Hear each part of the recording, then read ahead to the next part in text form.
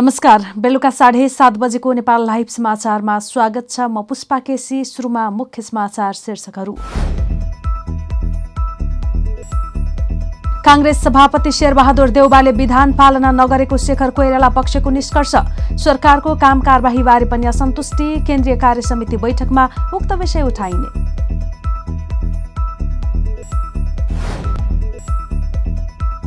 बाह्र बुँदे व्याख्यात्मक घोषणाबारे अमेरिकाको धारणा माग्दै सरकारले पत्र लेख्नुपर्ने माओवादी केन्द्रको निर्णय। एसपीपीलाई अघि नबढाउने सरकारको निर्णय सही भएको ठहर। नेपाल राष्ट्र बैंकद्वारा मौद्रिक नीतिका लागि सुझाव माग। कोरोना भाइरस महामारीको समयमा दिइएको सहुलियत आगामी मौद्रिक नीतिमा पनि निरन्तरता दिन निजी क्षेत्रको आग्रह। श्रीलंकाका राष्ट्रपति राजापक्ष गोटाबायाद्वारा राजीनामा दिने घोषणा। आगामी बुधबार सत्ताको शान्तिपूर्ण हस्तान्तरणका लागि राष्ट्रपतिले राजीनामा दिने निर्णय लिएको सभामुखले दिए जानकारी। प्रदर्शनकारीहरूबीच खुशियाली। र राम्रो प्रदर्शन गरिरहेका खेलाडीलाई टिममा स्थान दिनुपर्ने भारतीय क्रिकेट टिमका पूर्व कप्तान कपिल देवको भनाई। कोहलीलाई पुनः पुरानै लयमा नआउन्जेल विश्राम लिन सुझाव। सामान राम्रो छ, ढुक्क हुनुहोस्। थाहा छ त्यसैले त यही लिन आएको। गुणस्तरीय प्लम्बिङको भरपर्दो नाम मार्बल। अब समाचार विस्तारमा। पार्टी सभापति शेरबहादुर देउवा एकलौटी रूपमा अगाडि बढेको भन्दै असन्तुष्ट नेपाली कांग्रेसको डाक्टर शेखर कोइराला समूहले विधान पालना नभएका विषयमा केन्द्रीय कार्य समितिको बैठकमा गम्भीर रूपमा छलफल गर्ने भएको छ। नेता कोइरालाको महाराजगंज स्थित सचिवालयमा भएको संस्थापन इतर समूहको बैठकले यस्तो निष्कर्ष निकालेको हो। बैठकमा केन्द्रीय समितिको गठनदेखि भातृ संस्थाको गठन गर्दासम्म परामर्श नभएको विषयमा नेताहरूले धारणा राखेका थिए। स्थानीय तहको निर्वाचन लगायतका विषयमा समीक्षा हुने नै भयो। 6 महिनाभित्र विधान पालना किन भएन? केन्द्रीय कार्य समिति गठनदेखि भातृ संस्थाको गठनसम्म आइपुग्दा परामर्श किन भएन भन्ने विषयमा छलफल भएको छ। नेता गुरुराज घिमिरेले भने 6 महिनाभित्र विधान अनुसार गठन हुने भनिएको विभाग किन भएन भन्ने विषय पनि उठेको छ। यस्तै पार्टी नेतृत्वको सरकारमाथि भ्रष्टाचारको आरोप लागेकाले सरकारको काम कारबाहीबारे गम्भीर समीक्षा केन्द्रीय समिति बैठकमा गर्ने विषयमा छलफल गरिएको नेता चन्द्र भण्डारीले बताए। चाहे निर्वाचनको स्थानीय तहको समीक्षा होस् वा सरकारको समीक्षा होस् वा यसले ल्याएको बजेटमा पारेको असरको बारेमा समीक्षा होस् वा भ्रष्टाचारको बारेमा समीक्षा होस् देखि पार्टीलाई विधिविध तरिकाले चलाउने कुराहरूमा केन्द्रीय समितिमा छलफल गर्ने र कांग्रेसलाई कसरी मजबुत बनाउने र आगामी चुनावमा कसरी कांग्रेस जाने र गठबन्धनको बारेमा पनि अझ बृहत्तर रूपमा पार्टीलाई फाइदा हुने तरिकाले कसरी छलफल गर्ने ती कुराहरूलाई राख्ने भन्ने कुरामा हाम्रो छलफल। बैठकमा कोइराला पक्षले पार्टीको भातृ संस्थाहरू सबैको पुनर्गठन गर्न र विभागहरूलाई समयमै पूर्णता दिन पनि पार्टी सभापति देउवालाई दबाब दिने निर्णय गरेको छ। त्यसकारण सभापतिले चाहिँ भातृ संस्थादेखि विभागहरूदेखि लिएर सबै कुराहरू सभापतिले समय अवधिभित्र गर्नुपर्छ भन्ने एउटा मान्यता हो। नेपाली कांग्रेसको संस्थापन पक्षले पार्टीलाई एकलौटी रूपमा अघि बढाएको नेता कोइराला पक्षको आरोप छ। प्रतिनिधि सभाको शिक्षा तथा स्वास्थ्य समितिको एक टोली गेटा मेडिकल कलेजको स्थलगत अध्ययनका लागि कैलाली पुगेको छ। निर्माणाधीन गेटा मेडिकल कलेजको अहिलेसम्मको अवस्था स्थलगत रूपमा अध्ययन गर्न समितिका सदस्यहरूको टोली आइतबार कैलाली पुगेको हो। टोलीमा सहभागी कञ्चनपुर निर्वाचन क्षेत्र नम्बर 3 का सांसद डाक्टर दीपक प्रकाश भट्टले गेटा मेडिकल कलेजको अध्ययन गर्न टोली कैलाली पुगेको जानकारी दिए। बिहान 8 बजे काठमाडौँबाट धनगढी प्रस्थान गरेको संसदीय टोलीले गेटामा निर्माणाधीन मेडिकल कलेजको स्थलगत अध्ययन गर्नेछ। सरकारले आर्थिक वर्ष 2079-80 को नीति तथा कार्यक्रम र बजेटमा समेत गेटा मेडिकल कलेज सञ्चालनका बारेमा प्रष्ट केही विषय उल्लेख नगरेको भन्दै सुदूरपश्चिमका राजनीतिक दल, सांसद लगायत त्यहाँका नागरिकले विरोध गर्दै आइरहेका छन्। सांसद भट्टले पटक पटक संसदमा गेटा मेडिकल कलेजलाई चिकित्सा विश्वविद्यालयका रूपमा सरकारले अगाडि बढाउनु पर्ने माग राख्दै आएका छन्। गेटा मेडिकल कलेजलाई राष्ट्रिय चिकित्सा विश्वविद्यालयका रूपमा अगाडि बढाउन माग गर्दै केही समय अघि सुदूरपश्चिमबाट प्रतिनिधि सभा र राष्ट्रिय सभामा प्रतिनिधित्व गर्ने सांसदहरूले प्रधानमन्त्री शेरबहादुर देउवालाई भेटेर ध्यानाकर्षण समेत गराएका थिए। नेकपा माओवादी केन्द्रले 12 बुँदे व्याख्यात्मक घोषणाबारे अमेरिकाको धारणा माग्दै सरकारले पत्र लेख्नुपर्ने निर्णय गरेको छ। गत फागुनमा एमसीसी सम्झौता प्रतिनिधि सभाबाट अनुमोदन हुँदा 12 बुँदे व्याख्यात्मक घोषणा पनि पारित गरिएको थियो। माओवादी केन्द्रको असार 19 देखि 23 गते काठमाडौँमा बसेको केन्द्रीय समितिको बैठकले एमसीसी र एसपीपी बारे गरेको निर्णय आइतबार नेता नारायण काजी श्रेष्ठले सार्वजनिक गरेका छन्। नेपालको संघीय संसदबाट एमसीसी सम्झौता अनुमोदन गर्दा 12 बुँदे व्याख्यात्मक घोषणा सहित गरिएको थियो र उक्त घोषणा अमेरिकाले स्वीकार नगरेको खण्डमा एमसीसी सम्झौता स्वतः खारेज हुने व्यवस्था संसदमा नै गरिएको थियो। तर एमसीसी अमेरिकाले अहिलेसम्म 12 बुँदे घोषणाका बारेमा कुनै प्रतिक्रिया दिएको देखिएको छैन। तसर्थ नेपाल सरकारले यथाशीघ्र एमसीसी अमेरिकासँग 12 बुँदे घोषणाको सम्बन्धमा उसको धारणा स्पष्ट गर्न माग गर्दै पत्र लेख्नुपर्छ निर्णयमा भनिएको छ। त्यस्तै एसपीपीलाई सरकारले अघि नबढाउने निर्णय गरेको भन्दै राष्ट्रिय सार्वभौमिकता एवं हितका सम्बन्धमा सही निर्णय भएको माओवादी केन्द्रको ठहर छ। यस सम्बन्धमा सरकारले तत्काल अमेरिकी सरकारलाई पत्र लेखी औपचारिक जानकारी गराइहाल्नु पर्दछ निर्णयमा भनिएको छ। बाजुरा जिल्लाको बुढीगंगा नगरपालिकामा नेकपा एमाले विजय भएको छ। नगर प्रमुखमा रामबहादुर बानिया र नगर उपप्रमुखमा मायाकुमारी खड्का कुँवर विजय भएका हुन्। बिहीबार सम्पन्न भएको निर्वाचनमा एमालेका उम्मेद्वार बानियाले 4777 मत ल्याएका छन्। यस्तै उपप्रमुखमा कुँवरले 4727 मत ल्याएकी छिन्। नगर प्रमुखमा बानियाका निकटतम प्रतिद्वन्दी नेपाली कांग्रेसका नगर प्रमुख रंगबहादुर खातीले 3774 मत ल्याएर पराजित भएका छन्। यस्तै उपप्रमुखमा पनि कांग्रेसको उम्मेद्वार बनेकी रीता शाहीले 3755 मत ल्याएकी छिन्। 10 वटा ओडा रहेको बुढीगंगा नगरपालिकामा 7 ओडामा नेकपा एमालेका ओडाध्यक्षका उम्मेद्वारले जितेका छन्।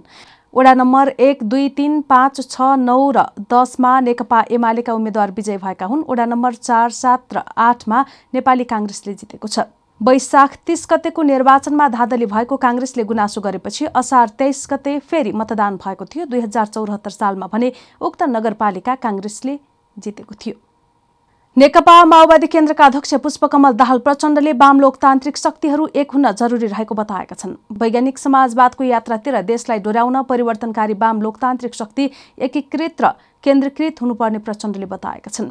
आइतबार बकर ईदको अवसरमा मुस्लिम धर्मावलम्बीहरूलाई शुभकामना सन्देश दिँदै जनयुद्ध र जनआन्दोलनका उपलब्धिको रक्षा गर्दै वैज्ञानिक समाजवादको यात्रा तय गर्न वाम लोकतान्त्रिक शक्तिहरू केन्द्रीकृत हुनुपर्ने प्रचण्डले बताए। मुलुकको राष्ट्रिय स्वाधीनताका लागि जनयुद्ध र जनआन्दोलनका बलमा हासिल भएका उपलब्धिको रक्षा गर्दै वैज्ञानिक समाजवादको यात्रातिर देशलाई डोर्याउन परिवर्तनकारी वाम लोकतान्त्रिक शक्तिहरू एकीकृत र केन्द्रीकृत हुन जरुरी छ, प्रचण्डले शुभकामना सन्देशमा भनेका छन्। नेपाल राष्ट्र ब्याङ्कले मौद्रिक नीतिका लागि सुझाव मागेको छ। नेपाल राष्ट्र ब्याङ्क ऐन 2058 मा भएको व्यवस्था अनुसार ब्याङ्कले आर्थिक वर्ष 2079-80 को मौद्रिक नीति सार्वजनिक गर्नका लागि सम्बन्धित सरोकारवालासँग राय सुझाव माग गरेको हो। उक्त ऐनको परिच्छेद 5 को दफा 44ले मौद्रिक नीति निर्माण तथा कार्यान्वयन गर्ने पूर्ण अधिकार राष्ट्र ब्याङ्कलाई दिएको छ। राष्ट्र ब्याङ्कको आर्थिक अनुसन्धान विभागले इमेलमा राय सुझाव उपलब्ध गराउन सूचित गरेको छ। राष्ट्र ब्याङ्कले यसअघि आर्थिक वर्ष 2078-79 को मौद्रिक नीति 2078 साउन 29 गते सार्वजनिक गरेको थियो। यता निजी क्षेत्रले कोभिड-19 महामारीको समयमा दिइएको सहुलियत आगामी मौद्रिक नीतिमा पनि निरन्तरता दिन माग गरेको छ। नेपाल उद्योग वाणिज्य महासंघले आइतबार आयोजना गरेको मौद्रिक नीति सम्बन्धी अन्तर्क्रिया उद्योगी व्यवसायीले विस्तारित मौद्रिक नीतिको माग गरेका छन्। नेपाल उद्योग वाणिज्य महासंघका अध्यक्ष शेखर गोल्छाले गभर्नरलाई अगाडि राखेर उत्पादनमूलक क्षेत्रमा कर्जा केन्द्रित गर्दा राजस्व नै प्रभावित हुने बताए। नेपाल उद्योग वाणिज्य महासंघले खुलेर वास्तविक मौद्रिक नीतिको माग गरेको छ। कार्यक्रममा कार्यपत्र प्रस्तुत गर्दै महासंघका महानिर्देशक गोकर्ण अवस्थीले कोभिड-19 पछिको पुनरुत्थानमा दिएको कर्जाको पुनर्संरचना र पुनर्तालिकीकरण सुविधा निरन्तरता दिइनुपर्ने बताए। यसका साथै साना तथा मझौला उद्यम पुनर्कर्जा सुविधालाई यस आर्थिक वर्षमा पनि निरन्तरता दिइनुपर्ने उनले बताएका छन्। हामी नेपाल लाइभ समाचारमा छौं। अब अन्तर्राष्ट्रिय समाचार।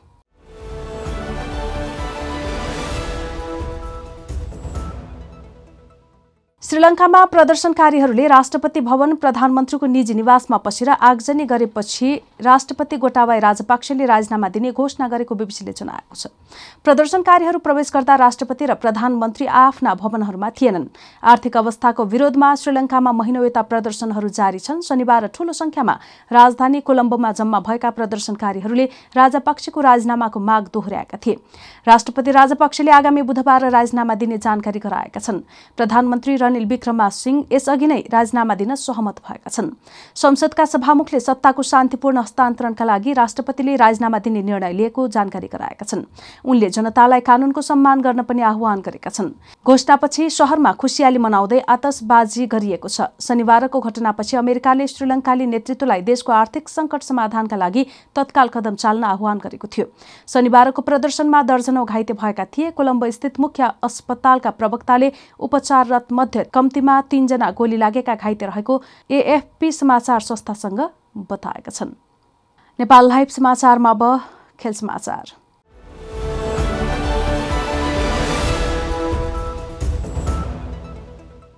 भारतीय क्रिकेट टिमका पूर्व कप्तान तथा लेजेन्ड अलराउन्डर कपिल देवले राम्रो प्रदर्शन गरिरहेका खेलाडीलाई टिममा स्थान दिनुपर्ने बताएका छन्।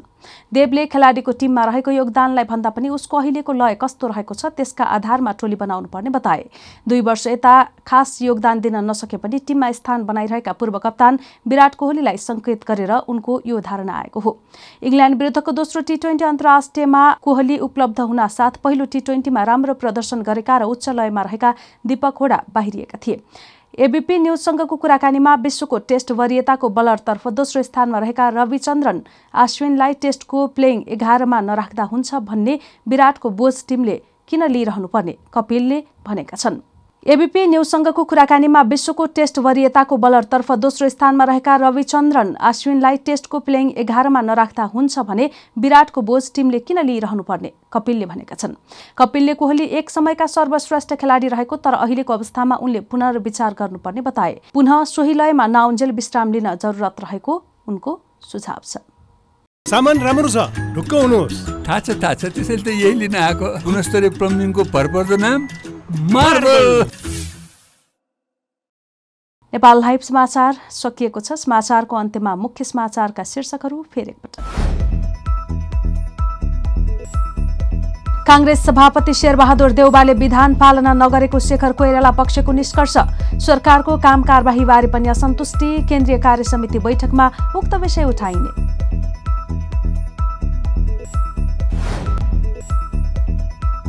बाह्रबुधे व्याख्यात्मक घोषणाबारे अमेरिकाको धारणा माग्दै सरकारले पत्र लेख्नुपर्ने माओवादी केन्द्रको निर्णय। एसपीपीलाई अघि नबढाउने सरकारको निर्णय सही भएको ठहर। नेपाल राष्ट्र बैंकद्वारा मौद्रिक नीतिका लागि सुझाव माग। कोरोना भाइरस महामारीको समयमा दिइएको सहुलियत आगामी मौद्रिक नीतिमा पनि निरन्तरता दिन निजी क्षेत्रको आग्रह। श्रीलङ्काका राष्ट्रपति राजापक्ष गोटाबायाद्वारा राजीनामा दिने घोषणा। आगामी बुधबार सत्ताको शान्तिपूर्ण हस्तान्तरणका लागि राष्ट्रपतिले राजीनामा दिने निर्णय लिएको सभामुखले दिए जानकारी। प्रदर्शनकारीहरूबीच खुशियाली। र राम्रो प्रदर्शन गरिरहेका खेलाडीलाई टिममा स्थान दिनुपर्ने भारतीय क्रिकेट टिमका पूर्व कप्तान कपिल देवको भनाई। कोहलीलाई पुनः पुरानै लयमा नआउन्जेल विश्राम लिन सुझाव। नेपाल लाइभ समाचार आज यति नै। हाम्रा अन्य कार्यक्रम नेपाल लाइभको Facebook page, YouTube channel, Twitter र हाम्रो वेबसाइट नेपाललाइभ.com मा पढ्न र हेर्न सक्नुहुनेछ। नमस्कार।